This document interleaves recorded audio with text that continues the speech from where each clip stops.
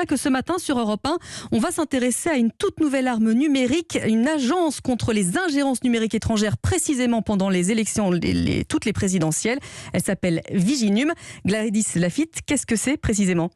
Eh bien, il s'agit d'une cellule spéciale qui détectera ce qu'on appelle les attaques informationnelles, c'est-à-dire les manipulations artificielles d'informations sur les réseaux sociaux, par exemple, opérées par des États étrangers de manière directe ou plus indirecte.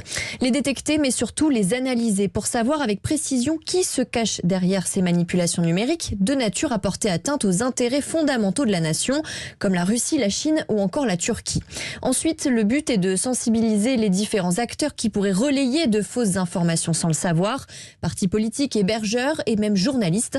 D'ailleurs, le CSA est largement associé à ce travail qui se fera sous l'égide du Secrétariat général à la Défense et à la Sécurité nationale, le SGDSN.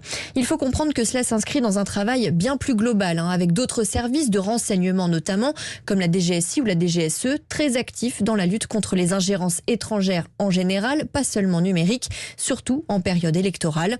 Selon nos informations, des membres des partis politiques représentés au Parlement ont tous été reçus en toute discrétion par le SGDSN, tout comme les présidents du Sénat, de l'Assemblée nationale et des commissions parlementaires concernées. Les précisions de Gladys Lafitte du service police-justice d'Europe 1.